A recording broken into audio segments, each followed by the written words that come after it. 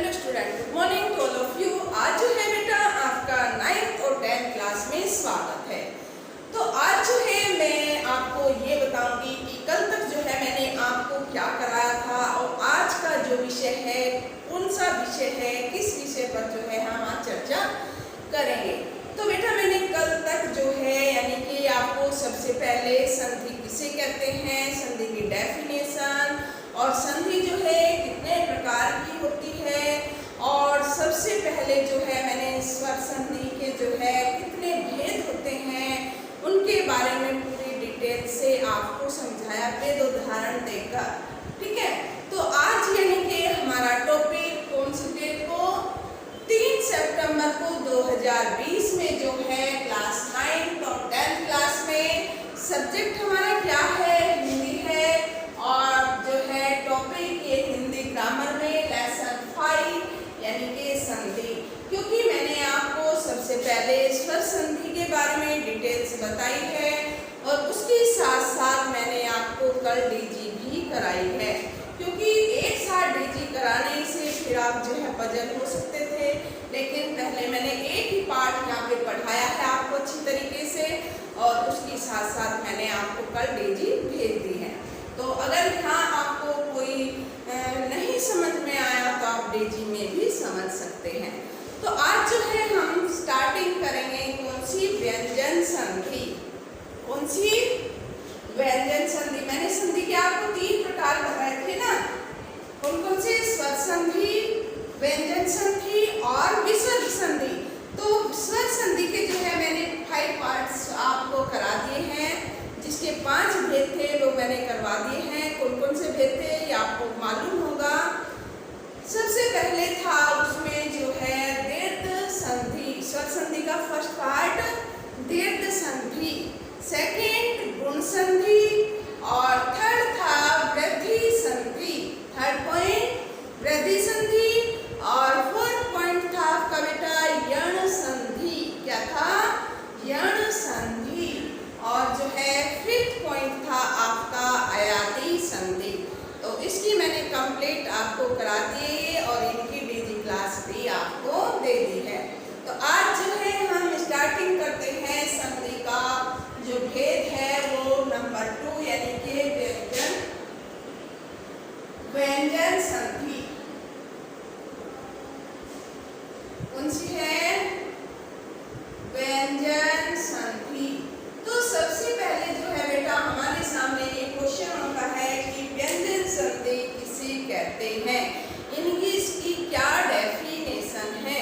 तो इसमें जैसे है हमारी व्यंजन संधि, व्यंजन के बाद व्यंजन, व्यंजन के बाद व्यंजन या व्यंजन के बाद जो है स्वर आने पर जो विकार उत्पन्न होता है उसे व्यंजन संधि कहते हैं।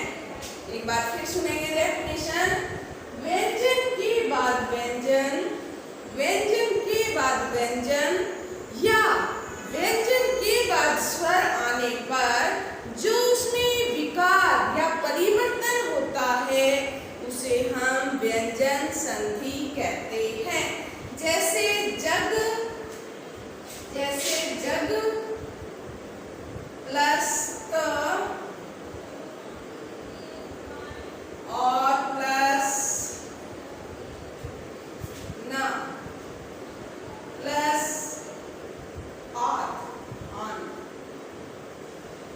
तो इस तरीके से जो है हमारा ये उदाहरण है कौन सा, जग प्लस क्या है बेटा, व्यंजन संधि का जग प्लस त प्लस न प्लस आत, प्लस आत। तो हमारा क्या बन जाएगा, जगन्नाथ। क्या बन जाएगा, जगन्नाथ। जगन्नाथ। तो ये जो है हमारा कैसे बना, जग प्लस त प्लस न प्लस आत। तो क्या हो गया हमारा, जगन्नाथ। तो ये जो है व्यंजन संधि का एक बहुत ही अच्छा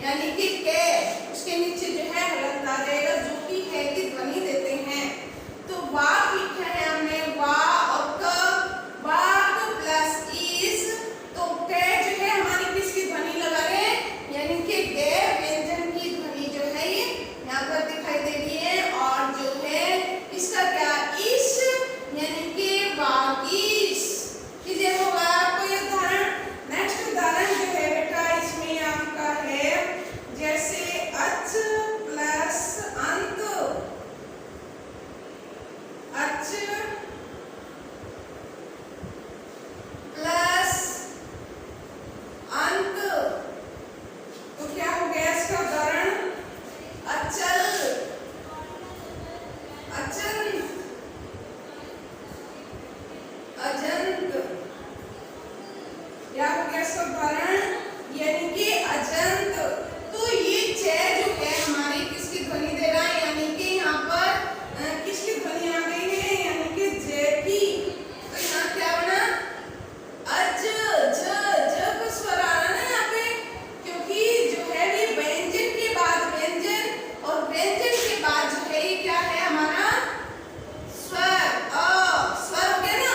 और यहाँ पर भी क्या था हमारा, ये स्वर था। ठीक है, तो क्या बताया था मैंने डेफिनेशन, व्यंजन के बाद व्यंजन या व्यंजन के बाद जो है स्वर आने पर क्या बन जाता है हमारा व्यंजन संधि जो है वो बन जाती है। ये व्यंजन संधि की जो है परिभाषा है। और जैसे मैंने इसमें बताया आपको उदाहरण वा प्लस इस, तो यहाँ पर जो है ये व्यंजन की ध्वनि है और यहाँ पर किसकी है, यानी कि स्वर की ध्वनि है। तो क्या बन गया है हमारा, तो इसमें बन गया है यानी कि वागीश। फिर है आपका अच प्लस अंत। अच यानी कि ज की ध्वनि है, तो ज हमारा क्या हो गया, व्यंजन हो गया है। व्यंजन के बाद जो है ये हमारा क्या है, स्वर है।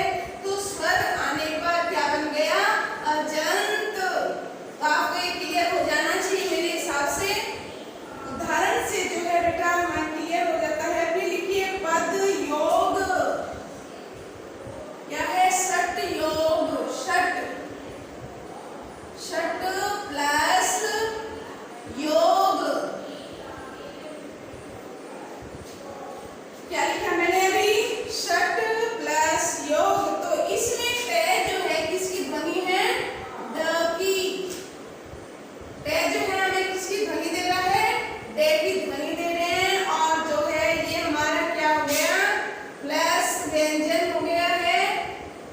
य अ की ध्वनि आ रही है यहाँ पर, तो ये हो गया हमारा टोटल यानी कि षड योग, षड योग, षड योग। तो जो ये उदाहरण है बेटा आपके वागी षड योग जो है ये मोस्ट इम्पोर्टेंट उदाहरण है आपके। इस तरीके से आप इनको देख सकते हैं कि किसकी जो है इसमें ध्वनि है और किसकी नहीं है। तो बेटा व्यंजन संधि के कुछ नियम होते हैं जो निम्नलिखित होते हैं। यदि आप इनको याद करोगे तो आपको जो है संधि बनाने में इजी हो जाएगा, आसान हो जाएगा।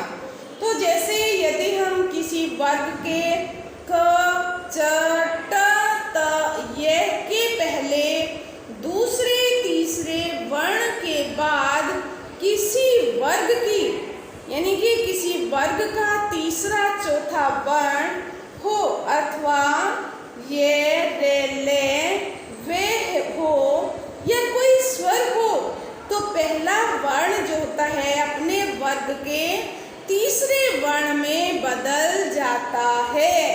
जैसे के खे गे, किसी भी वर्ग का जो है गे यानी कि बाघ प्लस इस, समझ रहे हैं ना।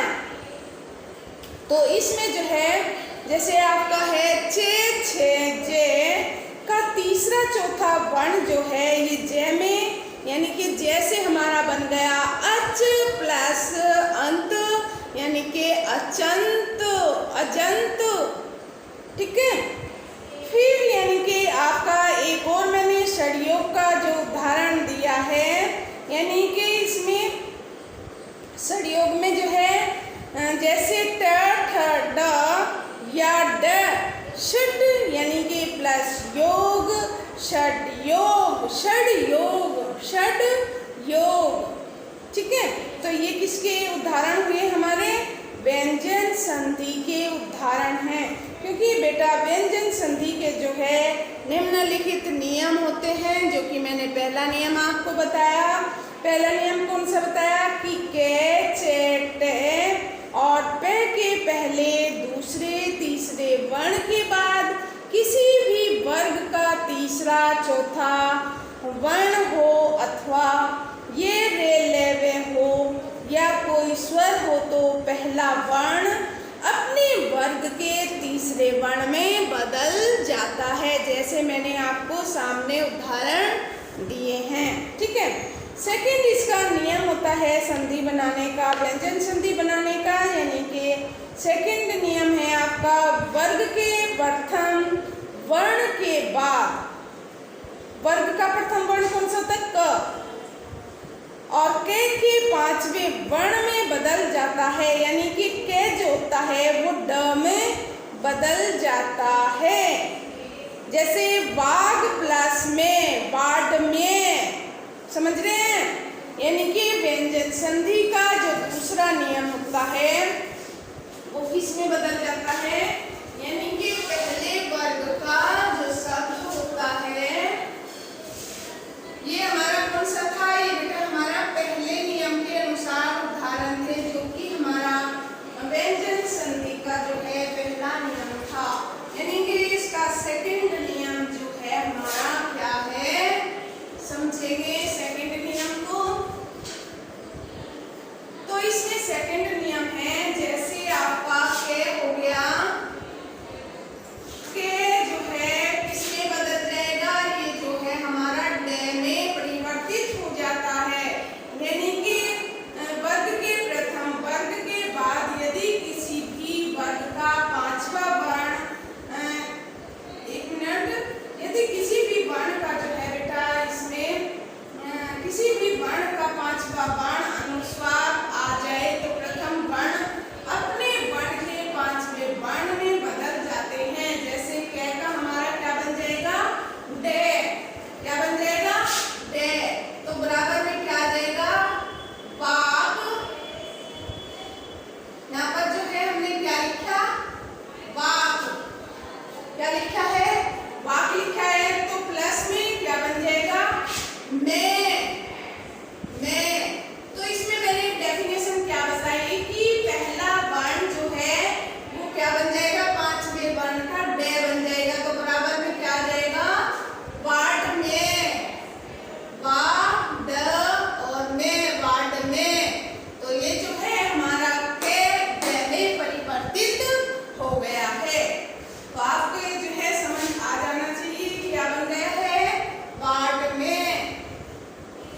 ठीक इसी तरीके से जो है जैसे हमारा चे है, तो चे किसमें परिवर्तित हो जाएगा? ये में।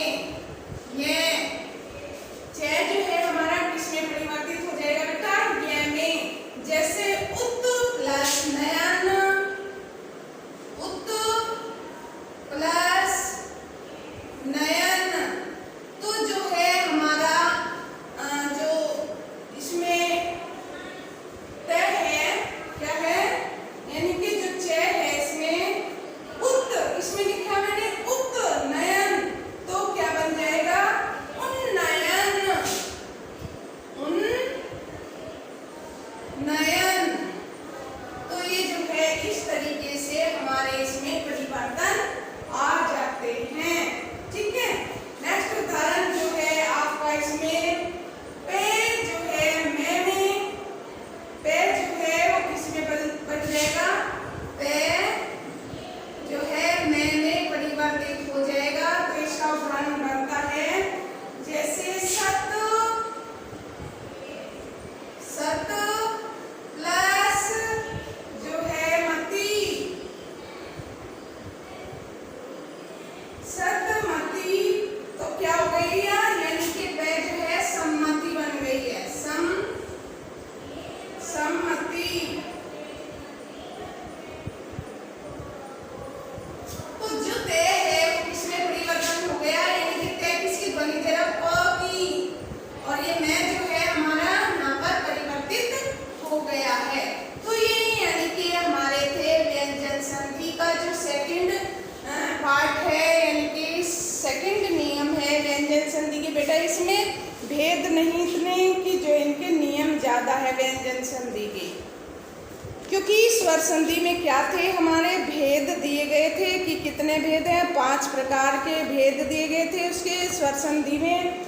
जैसे उसमें आपको बताया था कि स्वर संधि में दीर्घ संधि, गुण संधि, वृद्धि संधि, यण संधि और जो है अयादि संधि। तो इसमें व्यंजन संधि में जो है नियम दिए गए हैं, जबकि इसमें इसके भेद नहीं दिए गए हैं कि भेद कितने होते हैं, क्योंकि व्यंजन संधि के जो हैं नियम होते हैं। तो अभी तक मैंने आपको सेकंड नियम बताया है। एक बार फिर मैं आपको बताना चाहूँगी कि व्यंजन के बाद व्यंजन या व्यंजन के बाद स्वर आने से जो विकार उत्पन्न होता है उसे हम व्यंजन संधि कहते हैं। क्या कहते हैं? उसे जो है बेटा हम व्यंजन संधि कहते हैं। तो इस तरीके से मैंने आपको पहला नियम बताया था जगन्नाथ वाला, और सेकंड नियम जो है मैंने आपको बताया कि वर्ग के प्रथम वर्ण के बाद वर्ग का जो प्रथम वर्ण होता है यानी कि क होता है हमारा, यदि किसी भी वर्ग का पांचवा वर्ण अनुस्वार या आ जाए तो प्रथम वर्ण जो है अपने वर्ग के पांचवें वर्ण में बदल जाता है। ये कौन सा है? यानी कि आपका सेकंड नियम है। थर्ड नियम है इसमें बेटा आपका गे, यानी कि ते के बाद, थर्ड नियम को देखेंगे, मैं बता रही हूँ आपको। ते के बाद, किसके बाद? तकती ते के बाद छे हो तो ते जो है वो चे में, तथा ते के बाद ले हो तो ते ले में बदल जाता है। फिर देखिएगा एक बार, ते के बाद अगर चे व्यंजन हमारा आता है, ते के बाद चे और छे हो तो, अगर इनमें से दोनों में से कोई भी आए, ते के बाद चे या छे आए तो वो जो है किस में बदल जाता है? हो तो ते छे में, ते चे में, तथा ते के बाद ले हो तो ते ले में बदल जाता है। जैसे मैं आपको उदाहरण दूंगी इसके किसके नंबर 3 पॉइंट जो है इसका, यानी कि एक है गे, व्यंजन संधि का जो है बेटा थर्ड नियम जो है वो मैं आपको बता रही हूँ कैसे। ये सभी बच्चे जो है नोट करते जाएंगे, ये आपको बुक में नहीं मिलेगा, ठीक है? सभी बच्चे इसको ध्यान से अपनी कॉपी पर करेंगे। तो थर्ड नियम मैंने आपको बताया है, तो इसके उदाहरण मैं आपको बताना चाहूंगी, उससे आप समझेंगे।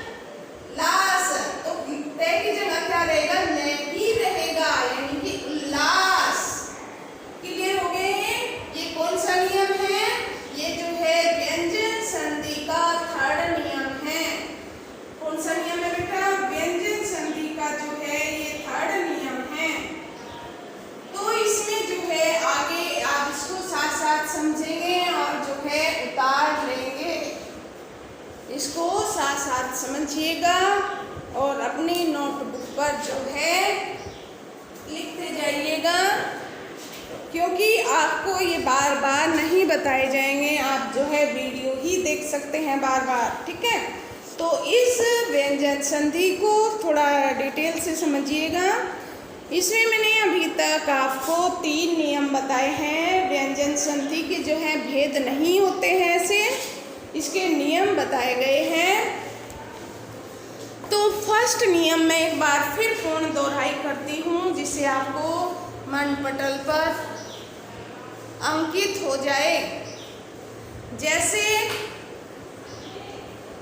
सबसे पहले मैं व्यंजन संधि की जो है आपको डेफिनेशन देना चाहूँगी कि व्यंजन के बाद व्यंजन, यह व्यंजन के बाद जो है बेटा स्वर आने से जो विकार उत्पन्न होता है उसे हम व्यंजन संधि कहते हैं। क्या कहते हैं? उसे हम व्यंजन संधि कहते हैं। जैसे जगत प्लस नाथ, तो क्या हो गया? जगन्नाथ। व्यंजन संधि के कितने नियम होते हैं? निम्नलिखित नियम हैं, जो कि मैंने फर्स्ट नियम आपको बताया है कि यदि किसी वर्ग के चेटे ते पे के पहले दूसरे तीसरे वर्ण के बाद किसी वर्ग का तीसरा चौथा वर्ण हो, अथवा ये रे ले वे हो या कोई स्वर हो, तो पहला वर्ण अपने वर्ग के तीसरे वर्ण में बदल जाता है। जैसे क ख ग, किसी भी वर्ग का, यानी कि इसमें गे जो है अंत में आया, यानी कि गे। वाक अगर आता है, वाक क के नीचे हलंत, वाक प्लस इस, तो कै की जगह हमारा क्या बन जाएगा? यानी कि तीसरे वर्ण में बदल जाएगा गे। कै की जगह जो है गे बन जाएगा, पहले वर्ण का तीसरे वर्ण में बदल जाएगा। वागीस। चे छे जे का तीसरा चौथा वर्ण, यानी कि जे। तीसरा कौन सा? चे छे जे, तीसरा वर्ण कौन सा है हमारा? जे हुआ ना। तो अच अच, अच प्लस अंत, अचंत। सेकंड नियम, वर्ग के प्रथम वर्ण के बाद यदि किसी भी वर्ण का पांचवा वर्ण अनुस्वार आ जाए, तो प्रथम वर्ण अपने वर्ग के पांचवें वर्ण में बदल जाता है। जैसे के खे गे घे ड, क ख ग घ ड। ड कौन सा हुआ हमारा? पांचवा वर्ण हुआ है। तो हमारा एक उदाहरण है वाक। वा के नीचे हलंत, वाक प्लस में, तो कै की जगह जो है पांचवें वर्ण में किस में बदलेगा? वो डे में बदल जाएगा। समझ आ रही है आपको? अभी बताया ना मैंने, पांचवा वर्ण कौन सा हुआ हमारा? डे। के खे गे घे डे, तो डे जो है हमारा पांचवा वर्ण हो गया। वाक बोला था ना मैंने, वाक प्लस जो है इसका क्या बन जाएगा? वागीस। ठीक है। तो इस तरीके से जो है आपके व्यंजन संधि के ये नियम मैंने आपको बताए हैं, सभी बच्चे कर लेंगे। ठीक है। आज मैंने इसके 3 नियम बताए हैं बेटा।